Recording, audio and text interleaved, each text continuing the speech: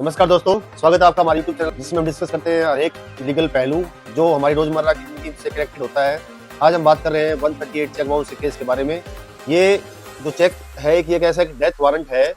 अगर हमें proper law की नॉलेज नहीं हो, प्रॉपर इसके कानून की नॉलेज ना हो, तो कहीं ना कहीं हमारे लिए बहुत ही दिक्कत खड़ी कर देता है।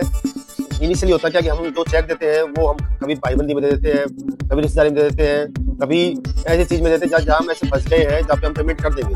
बेसिकली जो इंडिया में अधिकतर जो चेक दिए जा रहे हैं वो एक सिक्योरिटी चेक के टाइप में दिए जा रहे हैं। भाई आप मुझे 5 लाख रुपए दे दो, मैं अपना चेक रख दूँ। और कई बार होता क्या है कि जो पेई है, पेयर को, यानी जो चेक सिक्योरिटी के रूप में दे रहा है वो चेक अपने पास रख लेता है, पैसे उसको पे हो जाते हैं, पर चेक खुद के पास रख लेता है। यहाँ पे दिक्कत आ जाती है उस देने वाले को, उस पेयर को जिसने वो चेक क्रिएट किया है, जिसने वो चेक पेई को दिया है, जो उस चेक को उसको वापस करना चाहिए था। होता क्या है, सीधी बात समझ दोबारा बता देता हूँ मैं, जो दिया जाना चाहिए था वापस जब उसकी पेमेंट हो चुकी होती है तो वो चेक वापस देता नहीं है, वो पेई किसी न किसी बहाने से तो उसकी पेमेंट के लिए हो जाती है। यहाँ पे दिक्कत आती है उस पेयर के लिए जिसको जो पहले पैसे दे चुका होता है उसको दोबारा पे करने होते हैं। दूसरी बात, यहाँ पे ये एक दो धारी तलवार है।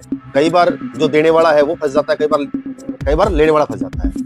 तो ये जो हमारी इंफॉर्मेशन है, जो वीडियो है, वो इस चीज के लिए स्पेशली बना है कि एक पार्टी है कलकत्ता की जिन्हें चेक दिया दिल्ली की पार्टी को। अब दिल्ली की पार्टी का जो चेक है वो उसकी ब्रांच है, मान लो कनॉट प्लेस, वो वहां लगाएगा, वहां चेक बाउंस करवाएगा और उसके बाद में सारी प्रोसीडिंग स्टार्ट होगी। यह था जुडिक्शन का मैटर।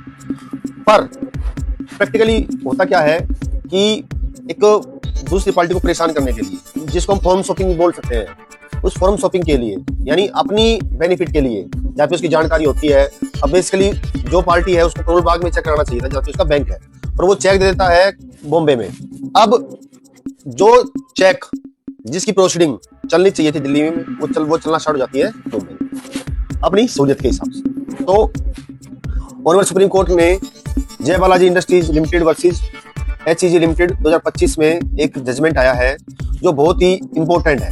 वो इस जुडिक्शन के लिए बहुत इंपॉर्टेंट है कि भाई जुडिक्शन कहाँ का हो। अब जिस पास चेक है, अगर वो उसको ये क्लियर नहीं होगा कि मुझे चेक पार्टी है वो कलकत्ता की, मुझे चेक कलकत्ता में डालना है या दिल्ली में डालना है, तो अगर उसको जो पेई है उसको यही नहीं पता कि उसको चेक डालना कहाँ है, कौन सी ब्रांच डालना है, तो फिर उस चेक की वैल्यू खत्म हो जाएगी और उसको मुझे नुकसान हो जाएगा।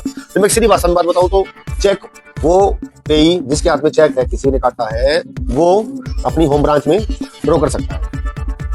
अब इस केस में क्या हुआ, और सुप्रीम कोर्ट ने कहा है कि अकाउंट पेई चेक है जो जमा अकाउंट के माध्यम से कलेक्शन के लिए किया गया है, तो वेन्यू या जुडिक्शन वह कोर्ट है जहाँ पे पेई यानी जिसने चेक को प्राप्त किया है कि होम ब्रांच में जहां उसका खाता है, न कि वो ब्रांच जहाँ पे उसने फिजिकली जमा करवाया। तो मैं पहले बता चुका हूं कि फिजिकली आपने कहीं भी जमा करवाया वो ज्यादा मायने रखता, मायने ये रखता है कि आपकी होम ब्रांच का है। यानी 2015 के संशोधन का जो नेगोशिएशन इंस्ट्रूमेंट अमेंडमेंट एक्ट 2015 के तहत टेरिटोरियल जुडिक्शन जो था इस तरह होगी जिससे फोरम शॉपिंग, मैं पहले बता चुका हूं कि अपनी कन्वीनियंस के हिसाब से कंप्लेनेंट कहीं की भी अदालत सुन ले, वो उसी गुंजाइश खत्म हो गई है। अब तो उसको बस उसकी होम ब्रांच है वही उसको चेक डालना पड़ेगा। और सुप्रीम कोर्ट ने ये भी स्पष्ट किया है कि डिलीवरी फॉर कलेक्शन और प्रेजेंटेशन फॉर पेमेंट और जुडिक्शन उसी ब्रांच से जुड़ा होगा जहाँ पे खाता मेंटेन हो। ठीक है। अब बेसिकली इस केस में हुआ क्या है, इस केस में कलकत्ता बैंक में ड्रॉ किया गया था चेक, लेकिन HEG लिमिटेड ने उसे भोपाल के SBI ब्रांच में लगा दिया। अब चूंकि ट्रायल पहले कलकत्ता में शुरू हो गया था, तो ऑनरेबल कोर्ट ने फेयरनेस को ध्यान में रखते हुए, और जब क्योंकि वो एक लेवल से ज्यादा वो केस चल चुका था, ऑनरेबल कोर्ट ने कहा कि भाई आप इसको कलकत्ता में चलाइए इस स्पेशल केस के लिए, नहीं तो वहां पे इंजस्टिस हो जाता कि भाई जो पहले से वो जो ट्रायल चल रहा था वो दोबारा फिर स्टार्ट होता तो इंजस्टिस हो जाता। तो अगर हम इसको जिस्ट में बात करें, इसका मतलब ये है कि यह फैसला स्पष्ट करता है कि 2015 के अमेंडमेंट के बाद चेक बाउंस के मामलों में जुडिक्शन का सवाल अब बैंक ब्रांच वेयर पेई मेंटेन्स अकाउंट की साख पट्टिका है। इसे एम्बिगस मामलों में कंफ्यूज नहीं होना चाहिए, मतलब कि बैंक ब्रांच वही होगी जहाँ पे पेई मेंटेन कर रहा है अपने अकाउंट। इससे फॉर्म शॉपिंग के खिलाफ ठोस रोक लगी है, यानी कंप्लेनेंट अपने हिसाब से चूज नहीं कर पाएगा कि उसको कहाँ चेक लगाना है। जुडिक्शन में क्लियरिटी आ गई है कि लोअर के कोर्ट्स में लिटिगेंट्स को अब ये दिक्कत नहीं होगी कि भाई उसको कोई और कहीं ड्रैग कर रहा हो। साथ ही कोर्ट ने प्रोसीजर फेयरनेस पर भी जोर दिया है। टेक्निकलिटीज के नाम पर दोबारा केस चलाना, लिटिगेंट को अननेसेसरी डिले करना या प्रेजुडिस ना हो, इसके लिए ये है बहुत इंपॉर्टेंट है। मैं लिटिगेंट्स को यही रिक्वेस्ट करूंगा कि अपने वकील साहब से डिस्कस करते हुए, लीगल नोटिस भेजते हुए अपनी होम ब्रांच को ही, जहाँ पे आप रहते हैं वहां पे आप केस डाल सकते हो। आपको कहीं बाहर चक्कर काटने की जरूरत नहीं है, परेशान होने की जरूरत नहीं है। फिर भी चेक बाउंस से रिलेटेड कोई भी मैटर हो या लीगल मैटर कोई भी हो, आप हमसे सलाह कर सकते हैं।